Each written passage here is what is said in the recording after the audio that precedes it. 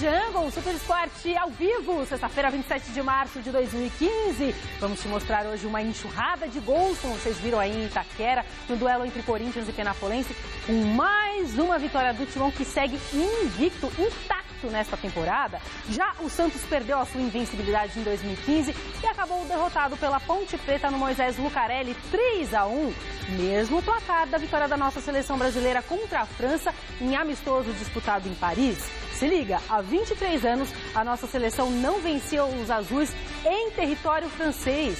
Importante vitória, hein? E claro, a gente vai te trazer as notícias do Palmeiras, do São Paulo, que se preparam para mais uma rodada deste Paulistão. Tarde quente lá no São Paulo ontem, né?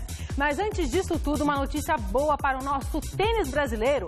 Tomás Bellucci estreou com vitória no Masters 1000 de Miami. O paulista, que não vencia uma partida há 8 jogos, conseguiu quebrar este jejum contra o ex-número 1 do mundo. O Tomás Bellucci venceu o australiano Leighton Hewitt por 2-1, parciais de 7-5, 6-7 e 6-4. Agora o nosso brasileiro vai encarar o uruguaio Pablo Cuevas na segunda rodada. Agora eu vou para um rápido intervalo, daqui a pouco eu volto com o meu tesouro, que já está ali, Osmar Garrafa, e também com o repórter Felipe Boio, que vai trazer todos os detalhes sobre a tarde de ontem, que foi muito quente lá no São Paulo. A gente já volta.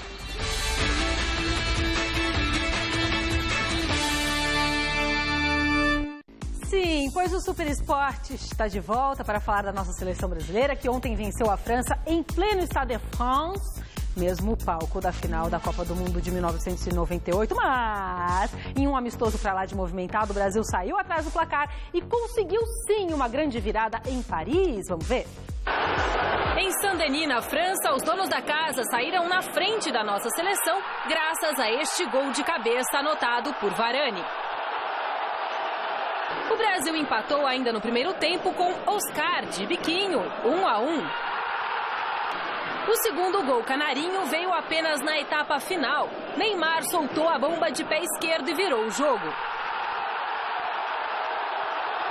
A equipe comandada por Dunga marcou o terceiro com Luiz Gustavo de cabeça. E ficou assim, França 1, Brasil 3. Eu acho que somos todos nós brasileiros muito parecidos, né? Se a gente pegar lá a seleção de 66, que não foi bem, rever os seus erros, corrigir os seus erros, em 70 ganhou. 90 foi a mesma situação. Então, toda vez que o Brasil passa por uma Copa do Mundo que não consegue atingir o seu objetivo, mas depois consegue enxergar os seus erros e corrigir os seus erros, ter a humildade de corrigir seus erros, o Brasil vem mais forte. Não está sendo diferente dessa vez, até pelos jogos que a gente está vendo aí. Hoje, uma diversidade a mais, jogando na casa do adversário, completamente lotado, saindo atrás do resultado e o time mantendo o equilíbrio e a tranquilidade. Garrafa, se você puder não desestruturar o meu estúdio, tá? Eu te agradeço. Fala, Anitta, tudo bem? Tropeçou ali de maduro. E é assim que você joga a bola, né? Os meninos me falaram que você andou jogando futebol. Como foi? Foi gostoso? Uma delícia. Ai, que bom. E sobre o futebol do nosso Brasil brasileiro, lhe agradou? O que você achou? Tirou o gosto ruim, pelo menos por... Eu sei que você acha que amistoso não tá valendo nada, mas foi legal, né? Não, foi ótimo. Eu acho que, assim, futebol é resultado, não é, Anitta? Não adianta. Se ganhou, tá tudo bem. Se perdeu, tá tudo ruim. E o Dunga, independente de gostar ou não do trabalho dele, admirar o Dunga como pessoa, o trabalho do Dunga em termos de resultado é inquestionável.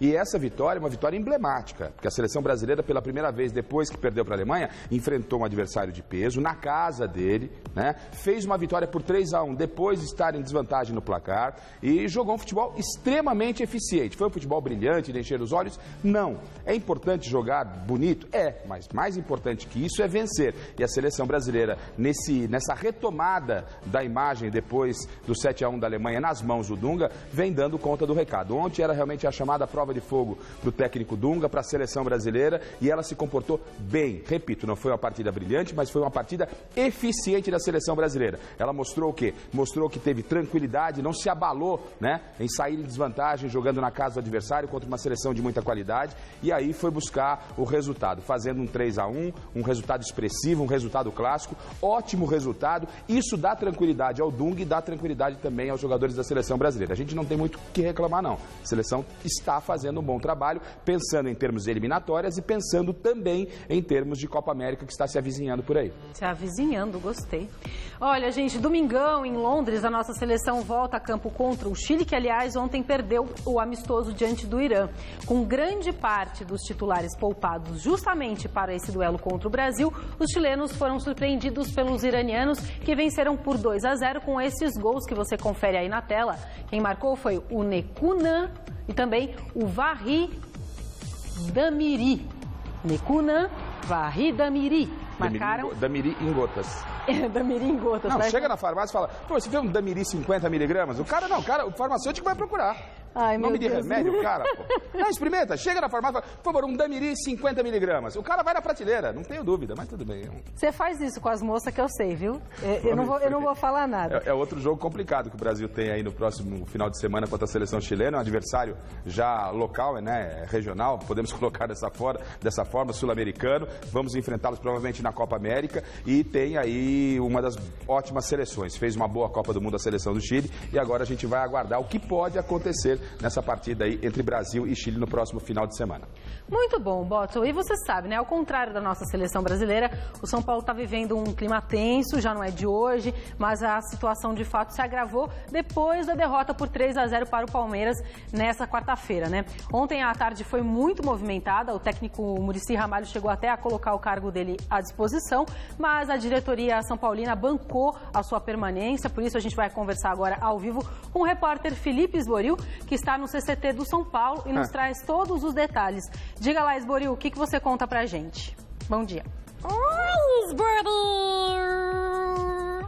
Bom dia, Anitta, Garrafa, pessoal acompanhando o Super Esporte. Como você disse, Anitta, a gente fala ao vivo aqui do CCT da Barra Funda, onde na manhã desta sexta-feira o técnico Muricy Ramalho vai comandando um treinamento entre os jogadores, um treinamento de movimentação. Os jogadores vão participando desse treinamento em grupo, são 2 grupos nesse momento e o Muricy Ramalho está lá longe, analisando tudo de pertinho. Muricy Ramalho com a mão na cintura nesse momento, pensando, andando e também refletindo sobre o que aconteceu ontem. A derrota para o Palmeiras realmente mexeu bastante com os ânimos por aqui. A tarde de ontem foi quente, o boato era que ele tinha caído. Essa era a informação inicial, mas aconteceram, depois desse clássico contra o Palmeiras, 2 reuniões. A primeira logo depois do jogo, ficaram até 4 da manhã no CT aqui, tentando resolver, tentando saber o que aconteceu.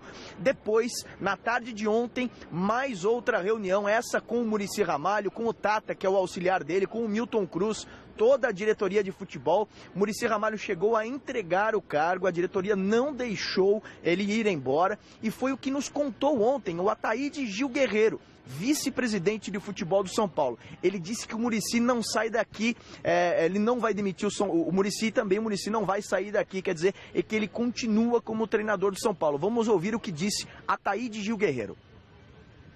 Nós não podemos, em hipótese nenhuma, fazer uma mudança do comando técnico no meio de 2 competições como nós estamos. Então, afastar o Muricy está completamente fora de questão. Primeiro, que ele é um excelente profissional, ele é um profissional trabalhador, e eu tenho certeza que em curto prazo ele vai encontrar, junto conosco, nós estamos examinando o que precisa para fazer esse elenco, que eu reputo ser um elenco muito bom, para voltar a trazer vitórias e para agradar a torcida.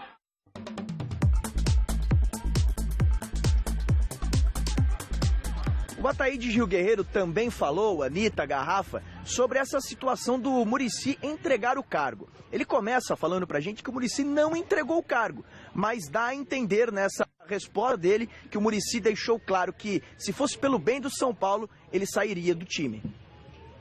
O Muricy Ramalho não entregou o cargo. O Muricy Ramalho disse que tinha um respeito muito grande pelo que eu estava fazendo.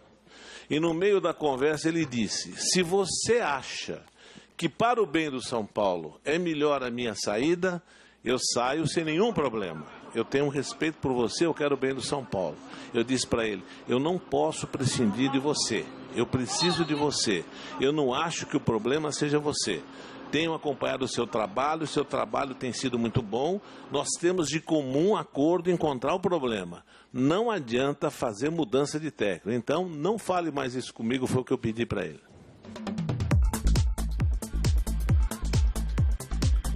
Está muito bem explicado pelo Ataíde Gil Guerreiro que o Muricy Ramalho será o treinador do São Paulo, continuará sendo o treinador do São Paulo no decorrer desta temporada. Uma conversa individualizada entre os jogadores e também a comissão técnica, a diretoria deve acontecer para saber o que realmente está acontecendo.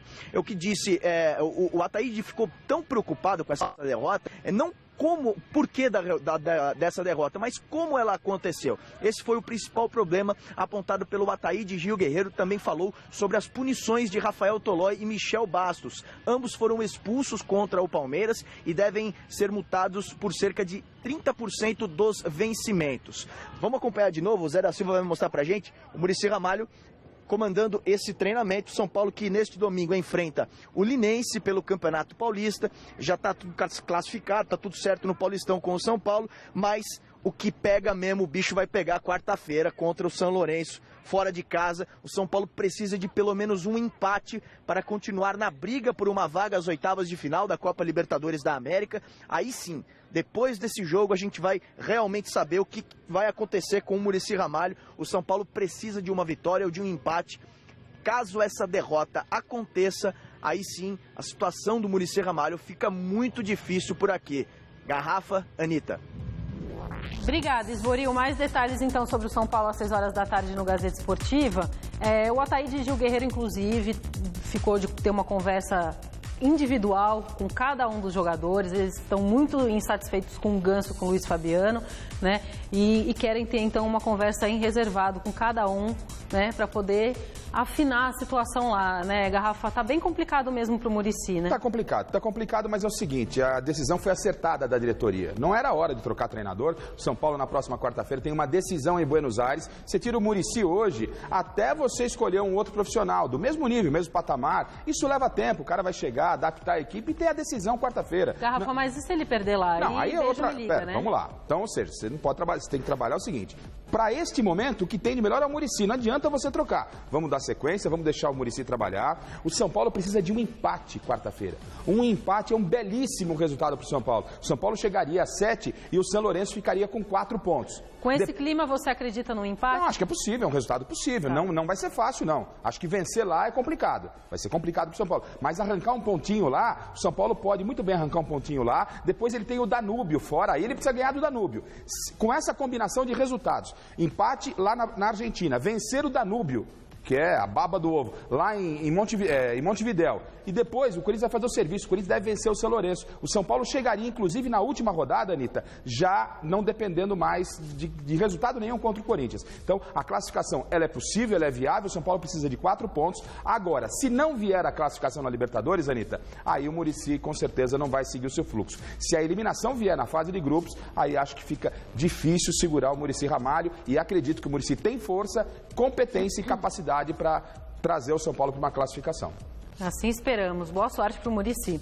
Gente, no Palmeiras, que enfrenta o Red Bull Brasil no domingo pelo Paulistão, o assunto que ainda prevalece é a grande vitória no clássico contra o São Paulo na última quarta-feira. Ontem, o meia Robinho falou sobre o gol épico que marcou no Allianz Parque. Veja aí na reportagem do Alexandre Silvestre. Rogério espanou. E quando o Robinho ajeitou e chutou... Acho que ninguém acreditava que a bola ia entrar, né? Tudo contribuiu para o golaço de Robinho, além, é claro, da precisão do meia. Eu acho que se fosse no Morumbi, não sei se eu arriscaria também. O rival? Eu acho que é mais por ser o gol no Rogério Ceni do que o gol, né? Que eu acho que o torcedor gosta de enfatizar isso aí, que foi no Rogério Ceni, que é um mito, sem sombra de dúvidas. Então é mais pelo gol ter sido nele do que pela beleza do gol mesmo. A torcida! Acho que o torcedor todo, a energia positiva que eles estavam passando ali me ajudou também. A matada no peito. Eu, como sou um jogador baixo, não gosto de cabecear, vocês vão perceber que dificilmente eu cabeceio, então eu procuro me aprimorar em outras coisas. E o domínio no peito é um dos fundamentos assim que eu procuro fazer bastante. E quando eu vi ali, eu podia até tentar dominar com o pé, mas eu tenho muita confiança no meu domínio no peito, então foi mais fácil. Aos 2 minutos do choque rei, 40 metros distante do alvo, ele realizou esta pintura que ofuscou até o belo gol do Rafael Marques, de voleio, e que rendeu a Robinho uma madrugada de replays. Meu filho, cheguei em casa ontem de madrugada, tive que ficar mostrando para ele o tempo todo e ele via e... Aí eu quero ver o outro narrador agora eu quero ver o outro. Tive que mostrar para ele uns 50 vezes aí. Gol mais bonito do ano? Troféu Puskás? Robinho não vai tão longe, tão alto quanto o chute que deu. Placa, eu não sei, se o presidente empolgar e ficar feliz e quiser me dar, eu vou ficar feliz, mas o prêmio Puskás não, vai ter muito gol mais bonito aí, pode ter certeza. Espera aí no ano aí que saia mais uns 20 lindo igual esse aí, não só meu, mas de grandes jogadores, então tá bem longe de concorrer ao prêmio, assim, tenho certeza. Bonitinho. Sabe o que eu achei legal? Ele falou... Esqueci. Não, fala, Garrafa, daqui a pouco eu lembro. Pode falar? Pode. Não, o negócio é o seguinte, foi um belo gol realmente, o Robinho tá jogando muito bem, ele estava porque o Oswaldo tá ainda buscando a formação ideal pro Palmeiras, né? E nessa formação ideal, o Robinho sempre era questionado se ele poderia ser esse homem de ligação, se ele poderia ser essa cabeça pensante no meio campo, e ele tem dado conta do recado, e mais do que jogado bem, mais do que ter comandado o meio campo do Palmeiras, tem feito gols e fez essa pintura aí na arena, né? Foi, pra mim, talvez, nesse momento, o gol mais bonito do novo estádio do Palmeiras, um belo gol. E outra coisa que valorizou demais. Em cima do Rogério Ceni. Era isso que eu ia falar. Obrigada, Pai de Deus. Você vê com a sintonia aqui, ó? A memória vai mal, mas viu? E a sintonia? Todo mundo que fica me perguntando por que vovó é por causa disso. Aí, ó. Ele mesmo falou, puxa, se eu estivesse no Morumbi, muito provavelmente eu não teria feito aquilo. Mas como eu estava na minha casa, eu ousei fazer. E olha que maravilha, deu certo. Que beleza, né? Belo gol, belo gol. Belo gol, parabéns. E ontem teve bola rolando pelo nosso Campeonato Paulista. Em Campinas, o Santos visitou a Ponte Preta e depois de 9 vitórias e 2 empates, perdeu a sua invencibilidade. No Moisés Lucarelli, o Santos visitou a Ponte Preta, que saiu na frente aos 28 minutos do primeiro tempo com este gol de Birubiru, 1-0. 8 minutos mais tarde, Renato Cajá cobrou falta e Bruno Silva, somente na segunda tentativa, conseguiu deixar o dele e ampliar. Depois do intervalo, o Santos voltou com tudo e com menos de um minuto, Gabriel dividiu com o zagueiro e descontou, 2-1. Mas a noite era mesmo da macaca. Rildo recebeu na entrada da área e encheu o pé para definir o placar em Campinas. E ficou assim, Ponte Preta 3, Santos 1. Inesperado, não? Perdeu na hora que podia perder, se é que podemos colocar dessa forma. Sempre uma derrota, obviamente ela não é festejada, mas perdeu quando podia perder. É bom para o Santos repensar, entender o que precisa ser feito ainda na temporada. Tem muita coisa a caminhar. Ontem já não teve o Robinho e, obviamente, sente a falta desse jogador, que é um jogador que dá cadência, um jogador que, às vezes, quando necessário, coloca velocidade, chama a responsabilidade, principalmente num time de muitos garotos. E o Santos ontem, com essa derrota para a Ponte, ele perdeu a liderança do campeonato em função da vitória do Corinthians, que a gente vai falar já. O importante para o Santos, Anitta, é entender que o Campeonato Paulista não é parâmetro. Não é parâmetro, tem que ficar atento. O Campeonato Brasileiro está chegando por aí, é outra pegada. Mas o trabalho do Marcelo Fernandes, da Comissão Técnica, com o Chulapa, tá dentro do que se pode esperar. Tá bom. Então vamos falar do nosso querido Corinthians? Já de olho no confronto da semana que vem diante do Danúbio pela Libertadores da América, o Corinthians entrou em campo com todos os titulares disponíveis para o duelo de ontem contra o Penapolense. A equipe do técnico Tite parecia se encaminhar para uma vitória de goleada, mas no segundo tempo o alvinegro deu aquela relaxada básica, sabe, de quem já está vencendo? Vamos aos 8 gols da partida. Metros, Renato Augusto, vem Corinthians, Jadson vai tocando de pé em pé, Renato experimentou, olha a defesa, olha o gol, olha o gol, olha o gol, olha o gol!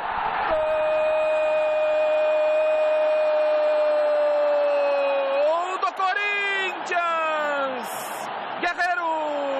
Guerreiro, ele pega a bandeira do Peru, ele pega a bandeira do seu país para comemorar. Guerreiro, Guerreiro no rebote de Samuel Guerreiro. Bola cruzada, toque de cabeça e o gol!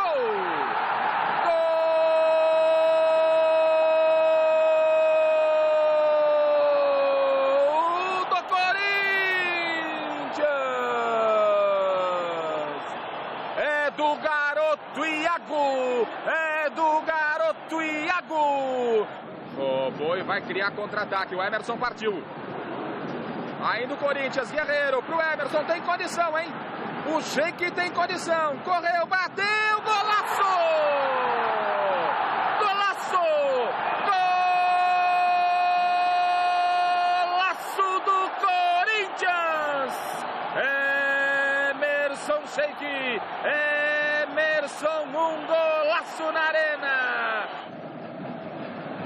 Corinthians, Guerreiro, Jadson, ainda Jadson, tentou o corte, puxou. Penteou, olha o Petros, olha o Petros, olha o Petros, é gol!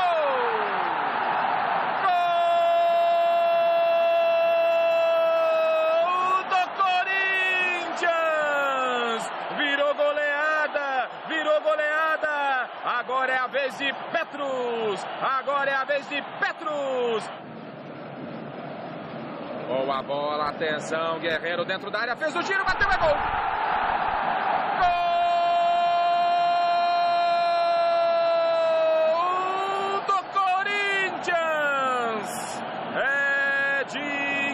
É de Guerreiro, é do Corinthians, é do time do povo. Ficou, olha o Crislan, saiu o Cássio por cobertura, vai entrar, golaço. Gol da Penapolense. Crislan. Se livrou da marcação, Cássio saiu no abafo, ele com categoria, deu um toque sutil por cima do goleiro do Corinthians.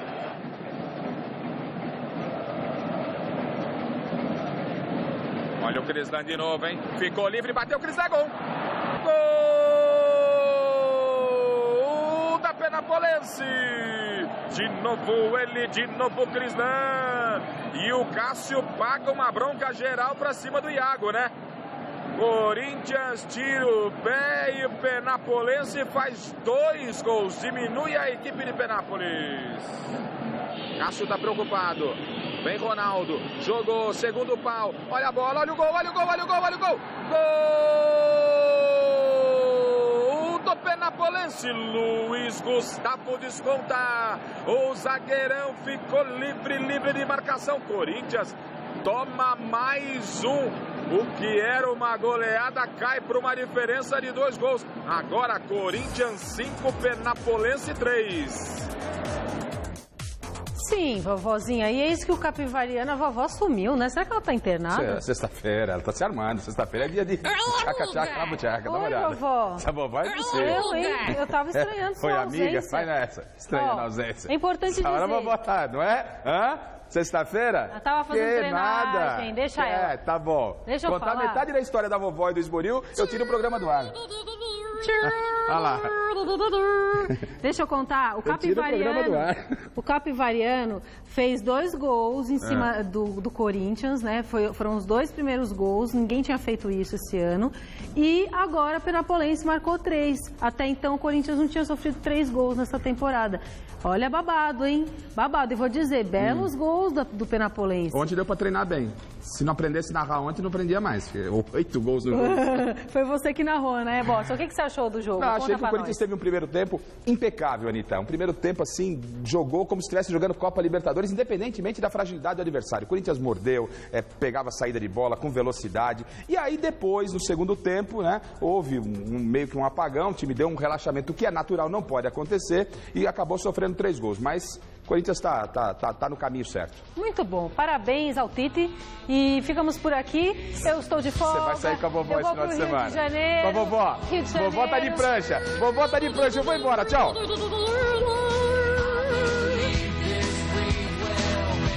Hoje, 12:30, aprenda golpes de defesa pessoal no Você Bonita.